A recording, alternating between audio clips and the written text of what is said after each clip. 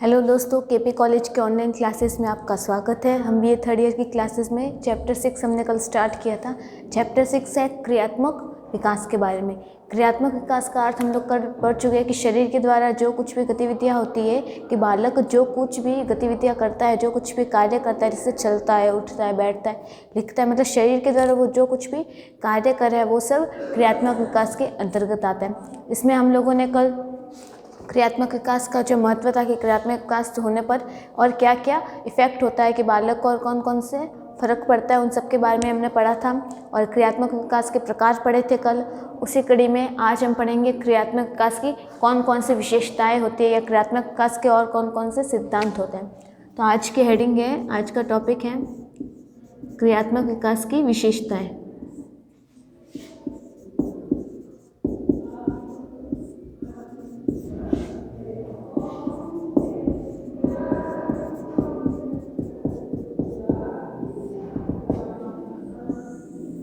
क्रियात्मक विकास की विशेषताएं मतलब कि ये जो बालक में क्रियात्मक विकास हो रहा है, इसके और कौन कौन सी विशेषताएं हो सकती है। तो सबसे पहली विशेषता होती है कि जब बालक का क्रियात्मक विकास होता है तो क्या होता है,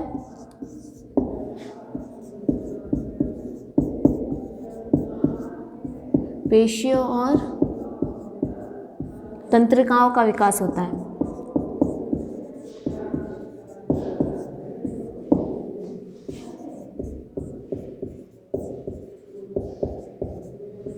कि जब बालक का क्रियात्मक विकास होता है तो उसमें क्या होता है, पेशी और तंत्रिकाओं का विकास होता है।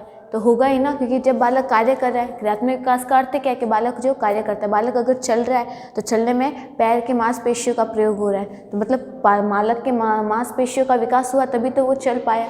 तंत्रिकाओं का विकास, बालक कुछ सोच रहा है, समझ रहा है, लिख रहा है, पढ़ रहा है, तो ये सब क्या, ये सब भी क्रियात्मक विकास है। क्रियात्मक विकास में किसका यूज़ होता है, मेनली बॉडी का यूज़ होता है।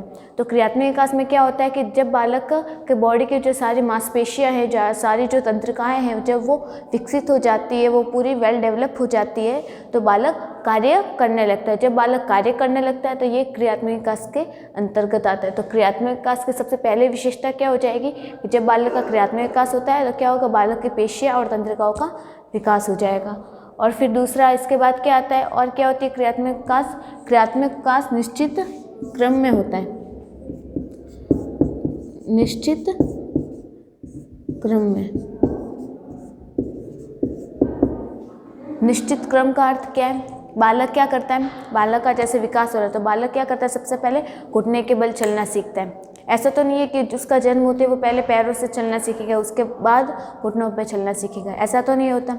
क्यों नहीं होता, क्योंकि क्या होता है कि ये जो क्रियात्मक विकास होता है, विकास जो होता है एक निश्चित क्रम में होता है, मतलब एक ही वे में होता है। तो इस प्रक्रिया में क्या होता है कि जब बालक सबसे पहले घुटने के बल चलना सीखता है, घुटने के बल चलता है, फिर जब उसकी सारी मांसपेशियां, सारी तंत्रिकाएं और हड्डियों का विकास हो जाता है, वो वेल डेवलप हो जाती है, तो वह फिर पैरों के सहारे धीरे धीरे चलना सीखता है। शुरू शुरू में फिर वो गिरता भी है, लेकिन जब उसकी सारी मांसपेशियां, उसका पूरा क्रियात्मक विकास हो जाता है तो उसके बाद बालक पैरों के बल चलना सीखता है। तो ये क्या होता है, निश्चित क्रम में हो रहा है। सबसे पहले वो घुटने के बल चलेगा, फिर उसकी मांसपेशियों का विकास होते जाएगा, विकास होने पर फिर वो पैरों के बल चलना सीखता है ना। उसी तरह उसकी वाणी का भी विकास होता है, वो बोलना सीखता है, तो सबसे पहले कुछ शब्दों को सीखेगा, फिर उसका भाषाई विकास होता जाएगा, वो बोलना सीख लेगा, तो फिर वो शब्दों के साथ साथ पूरे वाक्यों को बोलना सीखता है, बातें करना सीखता है।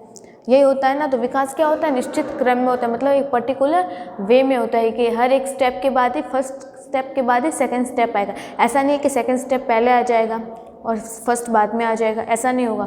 तो क्या होता है कि क्रियात्मक विकास जो होता है वो निश्चित क्रम में होता है, एक पर्टिकुलर वे में होता है। फिर इसके बाद इसी में होगा, तो क्रियात्मक विकास एक पर्टिकुलर वे में हो गया तो क्या हो गया, हम लोग जो विकास के बारे में पढ़ रहे थे, शारीरिक विकास पे हमने पढ़ लिया, तो उसमें क्या पढ़ा था, विकास कैसे होता है, मस्तकाधोमुखी होता है।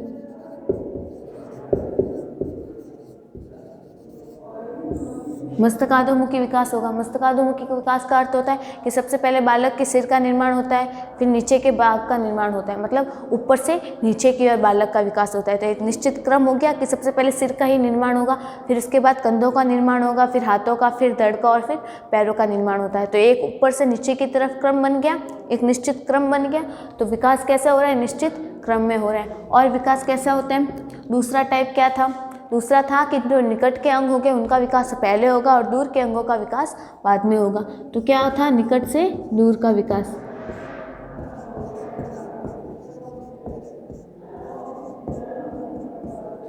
निकट से दूर का विकास।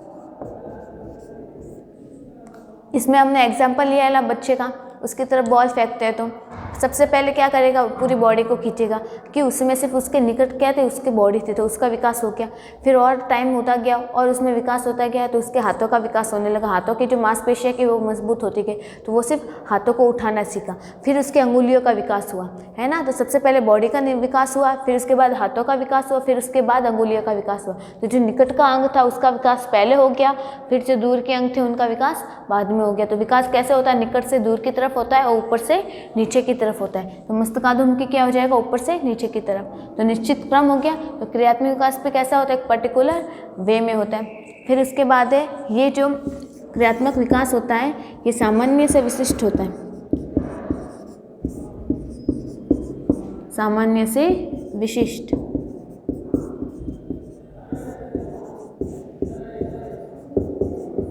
ये सारी जो हम क्रियात्मक विकास की विशेषताएं पढ़ रहे हैं ये सब विकास की विशेषता है, और विकास की विशेषताएं हम ऑलरेडी पहले पढ़ चुके हैं। तो तंत्रिकाओं का विकास हो गया, निश्चित क्रम में हो गया, और अब क्या, सामान्य से विशिष्ट क्या।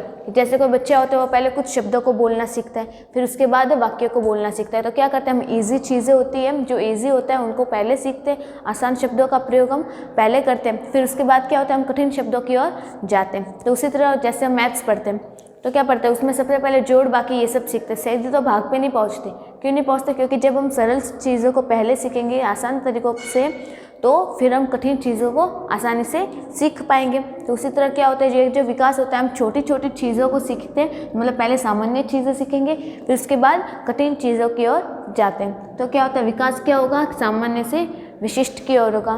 फिर और क्या होता है कि ये जो विकास होता है उससे क्या होता है, व्यक्तिक विभिन्नता आती है। व्यक्तिक विभिन्नता। व्यक्तिक विभिन्नता का अर्थ क्या है कि ये जो विकास होता है ये हर एक में अलग अलग नहीं होता, मतलब हर एक में अलग अलग होता है, क्योंकि हर एक बच्चा एक जैसा नहीं होता, हर एक बच्चा अलग अलग होता है। तो उसमें क्रियात्मक विकास भी अलग होगा। कोई बच्चा पहले बोलना सीखता है, कोई बाद में बोलना सीखता है, तो कोई पहले चलना सीखेगा, है ना, तो कोई पहले उठना सीखेगा। यही होता है ना, क्योंकि हर एक बच्चा अलग अलग होता है, हर कोई एक जैसा नहीं होता, क्योंकि उसके पेरेंट्स अलग अलग होते हैं, क्योंकि उसका वंशानुक्रम अलग अलग हो गया, उसका वातावरण अलग अलग होता है। हर बच्चे को एक जैसा वातावरण नहीं मिलता।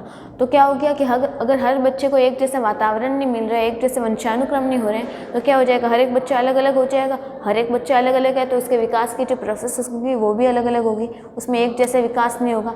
तो क्या हो गया, व्यक्तिक विभिन्नता आएगी, हर व्यक्ति में विभिन्नता होगी।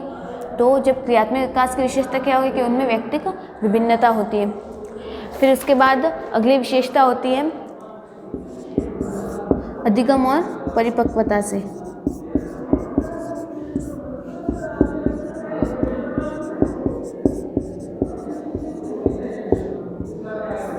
अधिगम एवं परिपक्वता से। अधिगम का अर्थ होता है साइकोलॉजी में सीखना, और परिपक्वता का अर्थ क्या है, अंगों का और अच्छी तरीके से विकास होना, अंगों में मजबूती आ जाना। तो जब मांसपेशी और तंत्रिकाओं का विकास हो जाएगा, सारी हड्डियों का विकास हो जाएगा, तो क्या होगी, इनमें परिपक्वता आ जाएगी, मजबूती आ जाएगी, और मजबूती आ जाएगी तो हम आसानी से सीख पाएंगे, आसानी से सीख पाएंगे तो विकास हो जाएगा। वो क्या ना, जैसे कोई छोटे बच्चे को लेकर, छोटा बच्चा होता है वो किसी चीज़ को किस तरह से पकड़ता है, बहुत कमज़ोर तरीके से पकड़ सकता है, हम उसके हाथ से आसानी से खींच सकते हैं। अगर हमारे हाथ से कोई खींचेगा तो नहीं खींच पाएगा ना, क्योंकि इस समय हमारी हड्डियाँ और हमारी जो मांसपेशियाँ होती है वो कैसे हो जाती है, मजबूत हो जाती है, उनमें परिपक्वता आ जाती है। तो जब परिपक्वता आएगी तो हम सीख पाएंगे, अगर सीख पाएंगे तो विकास हो जाएगा। फिर और क्या आती है कि जब क्रियात्मक विकास होता है, क्रियात्मक विकास का अगला पॉइंट होता है कि यौन विभिन्नता से। यौन विभिन्नता देखी जाती है कि बालक का जो क्रियात्मक विकास होता है, विकास या क्रियात्मक विकास, इन सबके पॉइंट एक ही होते हैं। यौन विभिन्नता का अर्थ क्या होगा कि लड़कियों और लड़कियों में जो क्रियात्मक विकास है वो अलग अलग होता है। अलग अलग कैसे, कुछ लड़कियां होती हैं तो लड़कियों में जो क्रियात्मक विकास होता है, लड़कियों में जो विकास और वृद्धि होती है वो लड़कों की तुलना में जल्दी हो जाती है। और किस अवस्था तक? बाल्यावस्था तक। और बाल्यावस्था तक लड़कियों का विकास लड़कों से पहले हो जाता है। लेकिन जब बाल्यावस्था के बाद किशोरावस्था प्रारंभ होती है तो किशोरावस्था में लड़कों का विकास लड़कियों की तुलना में तेज़ी से बढ़ जाता है। इसलिए देखा होगा कि लड़के जो होते हैं वो बाल्यावस्था किशोरावस्था में आने पर तुरंत ही उनमें जो उनके पुरुषत्व के गुण होते हैं वो दिखने लग जाते हैं। तो ये क्यों होता है? क्योंकि लड़कों का विकास तो पहले तो धीरे धीरे होता है, लड़कियों का जल्दी हो जाता है। लेकिन जब किशोरावस्था आ जाती है तो लड़कों में तेज़ी से विकास हो जाता है और किशोरावस्था पूर्ण होने तक या फिर 18 वर्ष की आयु तक उनमें सारे गुण आ जाते हैं, उनके सभी अंगों का विकास हो जाता है। लेकिन लड़कियों का विकास तो ऑलरेडी बाल्यावस्था में हो चुका होता है। तो यौन विभिन्नता भी क्रियात्मक विकास को प्रभावित करती है। तो ये सब क्या थे? क्रियात्मक विकास की विशेषताएं थी, या फिर इसे कह सकते हैं इसके सिद्धांत है कि क्रियात्मक विकास किस तरह से होना चाहिए, मतलब इस तरह से होना चाहिए, ये सब होने चाहिए, ये सारे पॉइंट उनमें होने चाहिए। तो ये क्या हो गए? क्रियात्मक विकास की विशेषताएं भी हो गई, उसके नियम भी हो गए और इसके सिद्धांत भी यही हैं। फिर इसके बाद देखते हैं कि ये जो क्रियात्मक विकास हो रहा है ये अलग अलग अवस्थाओं में किस प्रकार से होता है। जब बालक जन्म के समय नवजात शिशु कहते हैं उसे, तो जब वो नवजात शिशु होता है तो उस समय कौन से क्रियात्मक विकास होते हैं। फिर उसके बाद जब उसकी बचपना अवस्था या शिशु अवस्था आ जाती है तब उसमें किस तरह का क्रियात्मक विकास होता है, उसकी बॉडी किस प्रकार से कार्य करना प्रारंभ करते हैं, वो सबसे पहले क्या करना शुरू करता है, फिर बाल्यावस्था में किस तरह से होती है। तो आप देखते हैं कि अलग अलग अवस्था में, मतलब विकास के अलग अलग अवस्थाओं में क्रियात्मक विकास किस तरह से होता है, तो उसके बारे में देखते हैं।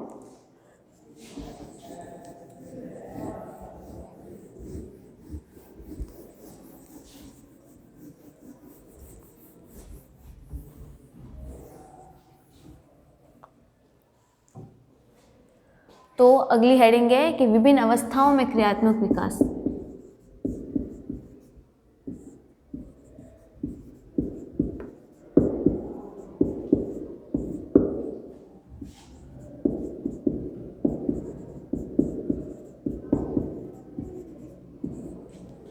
विभिन्न अवस्थाओं में क्रियात्मक विकास। तो सबसे पहला कौन सा है? सबसे पहली अवस्था आती है जब बालक माँ के गर्भ में होता है।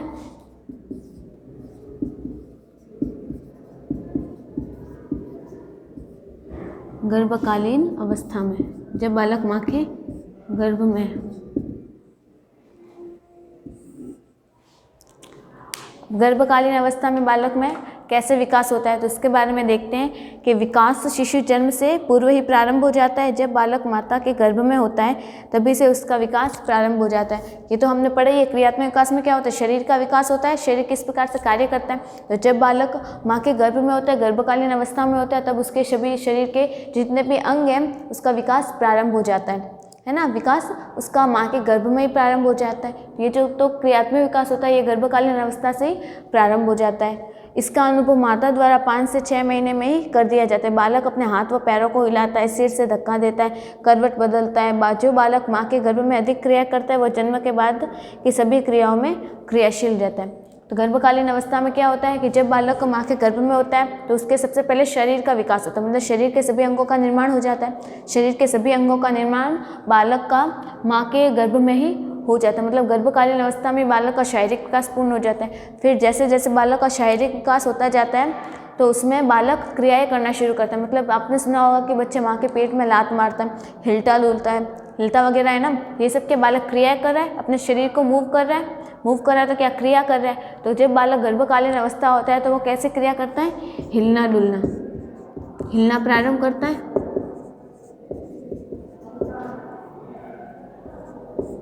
हिलना डुलना प्रारंभ करता है। तो ये कौन सी किस समय करता है? 5 से 6 महीने में। तो इसका अर्थ है कि जब बालक माँ के गर्भ में 5 से 6 महीने तक होता है तब वह हिलना डुलना प्रारंभ करता है, अपनी बॉडी को मूव करता है। तो इसका अनुभव किसको होता है? इसकी फील माँ को होती है। माँ को पता चल जाता है कि बच्चा पेट के अंदर हिल डुल रहा है। तो बालक गर्भकालीन अवस्था में सिर्फ यही क्रियाएं करता है। और इससे क्या पता चलता है? इससे बालक के भविष्य का भी पता चलता है कि जो बालक अधिक क्रियाशील होता है, माँ के गर्भ में ही बालक अधिक क्रियाशील होता है, तो वो जन्म के बाद भी कैसा होगा? बहुत अधिक क्रिएटिव होगा, क्रियात्मक रूप से बहुत अधिक विकसित होता है। ठीक है। फिर इसके बाद कौन सी अवस्था आती है? नवजात शिशु में क्रियात्मक विकास। पहले तो क्या था, बालक को माँ के गर्भ में था तो गर्भकालीन अवस्था थी। फिर उसके बाद बालक का जन्म हो गया। जन्म के बाद जो बच्चा होता है उसे क्या कहते हैं, नवजात शिशु। नवजात शिशु में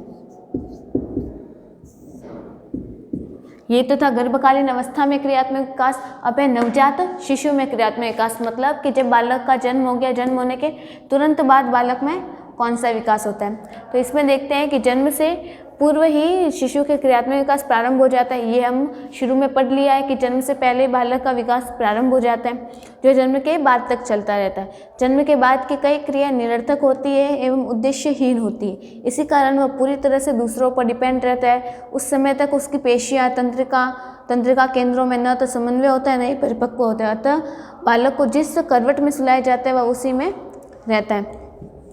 जैसे जब बच्चे का जन्म हो जाता है तब बालक कैसा होता है, एकदम असहाय होता है। कैसे होता है, असहाय होता है। क्या होता है, दूसरों पर आश्रित होता है, दूसरों पर निर्भर होता है।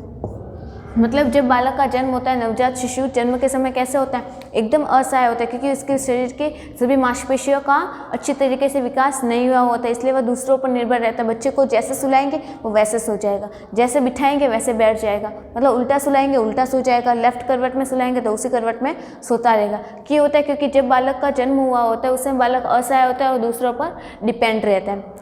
ठीक है, तो उस समय बालक कौन सी क्रियाएं करते हैं, तो जब बालक नवजात शिशु के अवस्था में होता है, जन्म के समय बालक क्रियात्मक विकास दो तरीके से क्रिया करते हैं।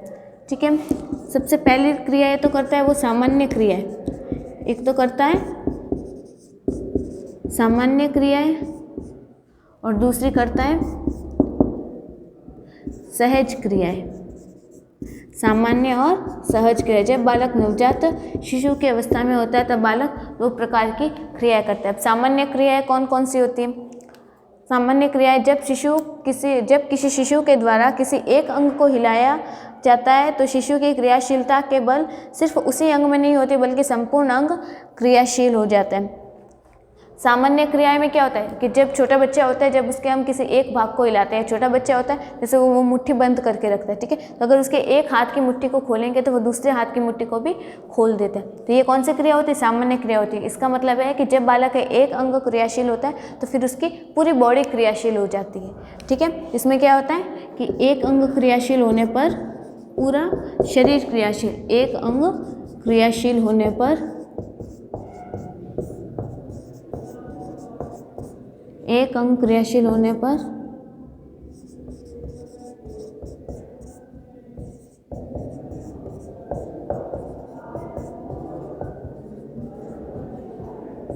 एक अंग क्रियाशील होगा तो पूरा शरीर क्रियाशील हो जाएगा। तो इसका एग्जाम्पल क्या होगा? सामान्य क्रिया कि जब बालक के एक हाथ की मुट्ठी को खोलते हैं नवजात शिशु के, तो वो दूसरे हाथ की मुट्ठी को भी खोल देता है। हमने तो सिर्फ ये हाथ यूज़ किया था, सिर्फ एक अंग यूज़ किया था, लेकिन इस एक अंग में क्रियाशील होने पर उसका जो पूरा शरीर है वो क्रियाशील हो जाता है। ये कौन सी क्रिया है? सामान्य क्रिया। अब सहज क्रिया है या फिर इसको कह सकते हैं विशिष्ट क्रिया है। विशिष्ट क्रिया, इसमें क्या होता है, उसका उल्टा हो जाएगा।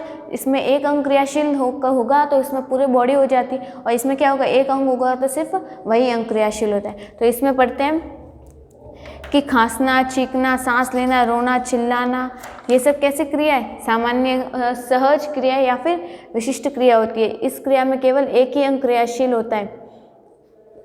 ठीक है, इस अवस्था में क्या होता है, इसका उल्टा है बिल्कुल, मतलब एक ही अंग क्रियाशील।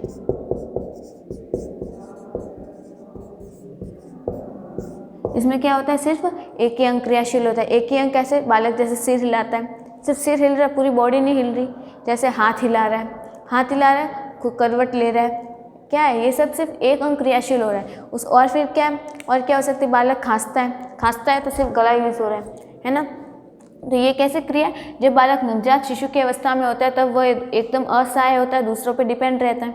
ठीक है, तो उस समय बालक कौन सी क्रिया करता है, कौन से क्रियात्मक विकास करता है? दो तरह की। एक तो करता है कि जब बालक एक कार्य कर रहा है, एक अंग क्रियाशील है तो पूरी बॉडी क्रियाशील हो जाती है, और जब एक अंग कार्य कर रहा है तो सिर्फ वही कार्य करता है, पूरी बॉडी क्रियाशील नहीं होती।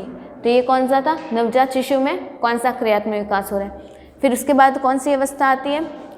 बचपना अवस्था। तो तीसरी अवस्था कौन सी है? बचपना अवस्था में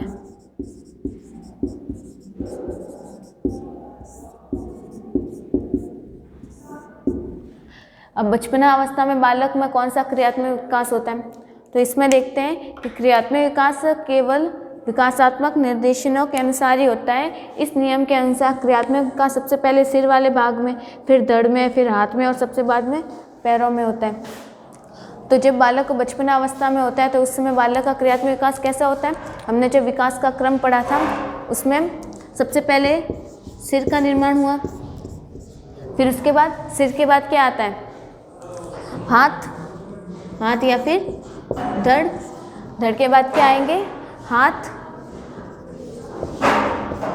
फिर उसके बाद पैर। तो बालक का विकास किस तरह से होता है? तो जब बालक बचपना अवस्था में होता है तो उस समय बालक का विकास सिर से पैर की तरफ होता है। और उसके बाद और किस तरह से होता है? ये तो था पहला तरीका। फिर दूसरा तरीका क्या है?